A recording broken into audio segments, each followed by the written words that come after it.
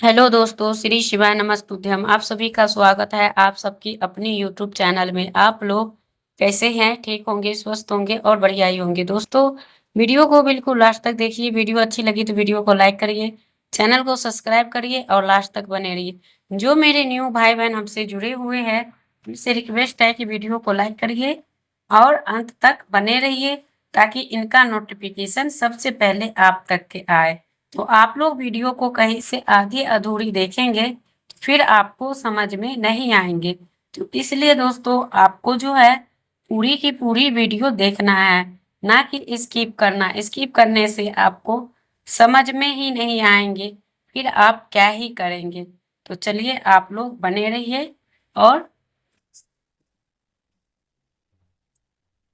देखते रहिए। तो हम जा रहे हैं आप सभी से बातें करने, तो आप लोग जानिएगा और वीडियो को बिल्कुल लास्ट तक के देखिएगा कि आपको क्या करना है। तो नवरात्रि के इन खास दिन में यानी कि आपको करना है, यानी कि जुआर से तो आप कर सकते हो। तो वही है दोस्तों, आपको क्या करना है कि आपको नवरात्रि यानी 30 सितंबर नवरात्रि अष्टमी पूजन विधि और ज्वार विसर्जन शुभ मुहूर्त कन्या पूजन सारे कुछ के रिलेटिव वीडियो रहेंगे, तो आप लोग बने रहिएगा। तो आपको जो है महानवमी और अष्टमी के एक वीडियो के साथ आपके साथ आई हूँ। तो आपको जो है ये अंतिम पर्व पर पहुंचता है, तब आता है आधा चारों ओर फैल जाती है। हर घर में माता की आराधना, देवी की जयकारों के गूंज और सारा संसार देवी माता हो उठता है। ऐसा माना जाता है सच्चे मन से माँ सिद्धिदात्री की पूजा की जाती है, उसकी सभी मनोकामना पूर्ण होती है, जीवन में चमत्कार परिवर्तन आती है। उस वो आज के दिन का ही नहीं, आपको महानवमी के भी बताएंगे। तो आप लोग वीडियो में नवरात्रि पर पूजा पाठ कैसे करना है, संपूर्ण नियम विधि और जानेंगे, सामग्री भी जानेंगे। तो इस छोटी सी वीडियो के माध्यम से, इसलिए आप सभी को शुरू से लेके अंत तक बने रहना है।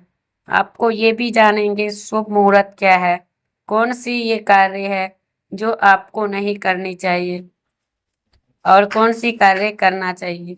तो आपको 30 यानी कि जो है आपको पूजन करना चाहिए, और कन्याओं को पूजन में क्या खिलाना चाहिए, क्या देना चाहिए। इसी के साथ साथ जानेंगे कि महानवमी के दिन यानी कि दुर्गा का विशेष कार्य है जो पुरुष को करना है, माता का विसर्जन कैसे करना है। और उनको इसी के साथ जानेंगे कि वो कौन सी गलती है जो भूलकर भी महानवमी के दिन नहीं करना है। कुछ लोग जाने अनजाने में गलतियां कर बैठते हैं, जिससे फल का कोई प्राप्त नहीं होता, उल्टा दोष लग जाते हैं।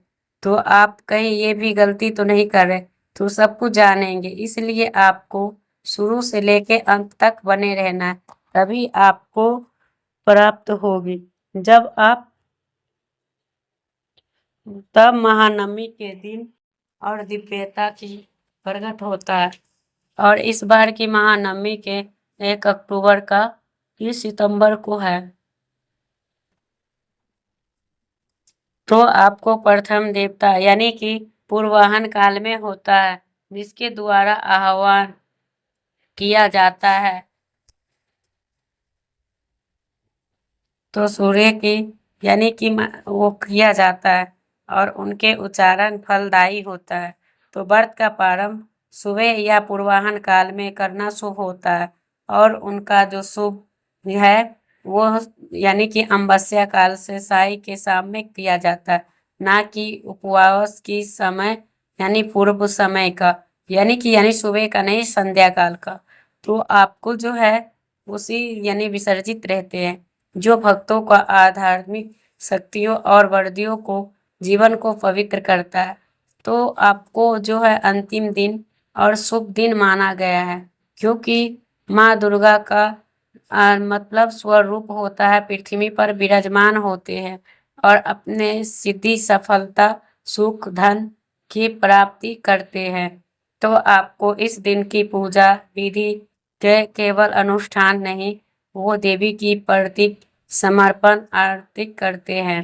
तो आपको उस दिन प्रातः काल यानी उसको उठकर स्नान करें, नए या स्वस्थ वस्त्र धारण करें और मन वचन कन को पवित्र बनाए और घर और मंदिर को पवित्र बनाए और पूर्व दिशा की ओर मुख करके माँ दुर्गा के चित्र को फूलों और आभूषणों से सजाए और स्थापना करें और AUM यानी सर्वस्था आपको करना चाहिए, स्मृत आपको करना चाहिए।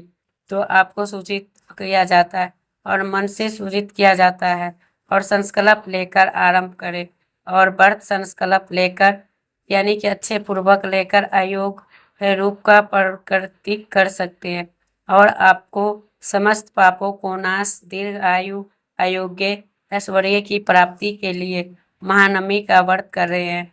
इसके पश्चात सिद्धिदात्री का यानी कि करते हैं।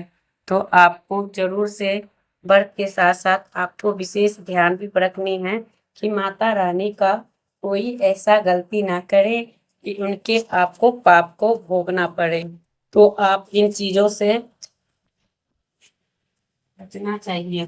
तो इस चीज के लिए आपको करना चाहिए और पूजा में चंदन, अक्षत, लाल फूल और जो भोग सीजन का होता है फलों में वो आपको लगाना चाहिए। घर की बनी हुई मिठाई चढ़ाना चाहिए और इसे कम से कम 108 साल बार आपको चढ़ाना चाहिए। पूजा के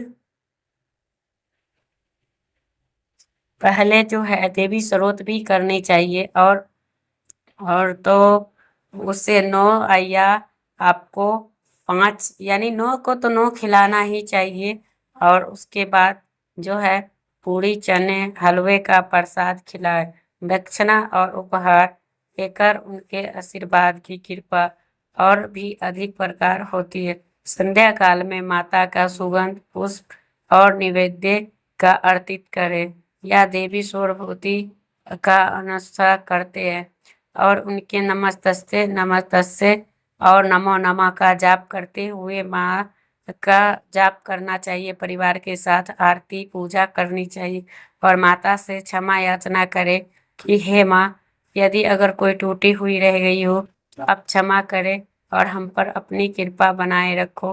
तो माँ का ऐसे पुष्प अक्षत अर्पित करके और ऐसे धीरे धीरे करके घट को जल में प्रवाहित कर दे और आपको विधि पूर्वक विदाई दे। विसर्जन के समय हे माँ, आप अगले वर्ष पधारे और हम पर अपनी कृपा बनाए रखे।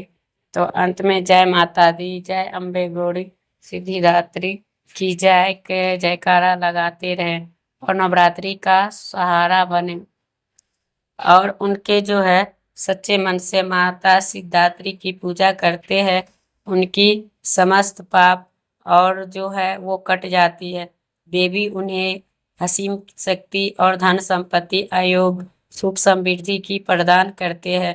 घर में शांति वैभव की सकारात्मक ऊर्जा का वास होता है। कन्या पूजन से संतान प्राप्ति होते हैं और उनको व्यापार और करियर में जो है सफलता मिलती है। जीवन में हल असंभव में आपको किया जाता है। माँ सिद्धिदात्री की आध्यात्मिक जो होता है वही करते हैं। तो आपको जीवन में नित्य यानी कि करते हैं। महानवमी के दिन पूजा पाठ ही नहीं बल्कि दान सेवा ही उतने ही महत्व की जाती है। उस दिन माँ दुर्गा को सबसे श्रेष्ठ मार्ग है वो भूखों को अन्न देना और वस्त्र देना और जरूरतमंद को मदद करना। शास्त्रों में कहा गया है कि अन्न दानम और सबसे पवित्र होता है। तो इसलिए नवमी को दिन आपको करना चाहिए और अत्यंत शुभ फलदायी माना जाता है। इसके साथ ही यानी तिल गुड़ फल अन्न अनाज बर्तन छाता जूते चप्पल कंबल ये सब भी आप उपयोगी भी कर सकते हैं।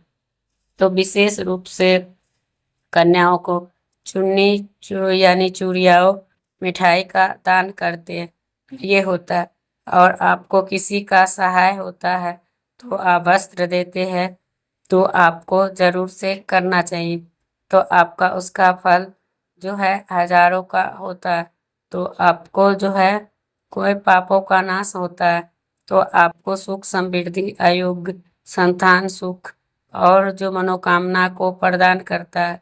तो माँ दुर्गा प्रसन्न होकर हर क्षेत्र में सफलता की आशीर्वाद करते हैं। महानवमी के दिन साधारण नहीं होता, यह स्वयं माँ दुर्गा का कृपा और सिद्ध प्राप्त होते हैं। तो आपको पूरे 9 दिन में करते हैं। तो आपको सात्विकता ब्रह्मचर्य का सबका पालन करते हैं, महानवमी पर प्राप्त होते हैं। तो आपको उस दिन महिलाओं पर विशेष नियम का पालन करना है। तो महिलाओं के लिए कहा गया है कि भूलकर भी तामसिक भोजन नहीं करना चाहिए, क्योंकि ऐसा करने से माँ दुर्गा रुष्ट हो उठकर चली जाती है। कहा गया है कि महिलाओं क्रोध करती है तो घर के धन धीरे धीरे करके नष्ट हो जाती है और धन धान्य की कमी होती है। पुरुषों के लिए भी नियम बताए गए हैं। उस दिन नशा करना, मांस मदिरा, खैनी, तंबाकुल यानी तंबाकुल और कोई सिगरेट ये सब पीना, सब कुछ यानी जो अशुभ कर्म करता है उनका भाग्य उनका साथ छोड़ देता है। परिवार पर संकट का साया मंडराने लगता है। शास्त्रों में ये भी कहा गया है कि जो लोग अपने आचरण को शुद्ध और सात्विक नहीं रखता है तो माँ उसके घर पर सदा सदा के लिए भेज देता है। तो उसके लिए आपको दिन भर के पूजा के लिए विचार और व्यवहार के शुद्ध करने के लिए महानवमी पर की गई एक गलती आपको सारा पुण्य नष्ट कर देंगे। तो आपको जो है रोक सकती है। जबकि आपको नियमों का पालन कर दिया जाए तो आपको धन और सुख समृद्धि की कमी नहीं होगी। इस दिन माता पिता और गुरुजनों की आशीर्वाद जरूर से प्राप्त करें और किसी का अपमान न करें और मन कर्म वचन से सकारात्मक ऊर्जा से बोले। यह दुर्गा नमः बोलना चाहिए और चामुंडाए बिच्छे नमः, इन चीज को आपको करना चाहिए। माँ दुर्गा से अपने जीवन की सुख समृद्धि मांगना चाहिए। तो यही है, याद रखें कि आपको महानवमी का दिन का यही पूजा है और सच्चे भाव से करना चाहिए। तो आपको करना चाहिए। जो भी भक्त इन कार्य को पालन करेंगे उसकी हर कामना पूरी होगी। तो आपको जीवन में कभी भी किसी प्रकार की कमी नहीं होगी। हमेशा मानव दुर्गा का यानी कि निवास होगी। जो इस कार्य का सच्चे मन से पूजे को यानी कि करते हैं उनको तुरंत लाभ प्रदान करते हैं। अगर आपने अभी तक जय माता नहीं लिखे हैं तो जरूर से लिखिए ताकि माँ नव दुर्गा का आशीर्वाद आपको सीधे प्राप्त हो सके। चैनल नया योग टीवी को भी सब्सक्राइब कर लीजिए। कुछ विशेष जानकारी भी जान लीजिए ताकि इस दिन आपको जरूर ही करना है।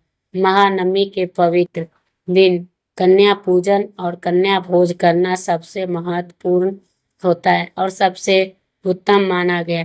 किसी की यानी मानने से माँ दुर्गा प्रसन्न होकर असीम कृपा की वर्षा करती है। शास्त्रों में कहा गया है कि आपको कन्याओं के रूप में धरती के विराजमान रहती है, इसलिए भोजन कराना मानो कि उनको भोग लगाना, स्थल को शुद्ध करना और माता को आराधना करना। 5 या 7 9 ऐसे करके खिलाना है। अगर आप ज़्यादा नहीं खिला सकते तो, लेकिन आपको जो उनका जो थाली लगानी है वो 9 को 9 प्लेट ही लगाना, क्योंकि वही कन्या से वो भी छुआ के आप रीति से यानी 9 का 9 कन्या खिलाना ही चाहिए।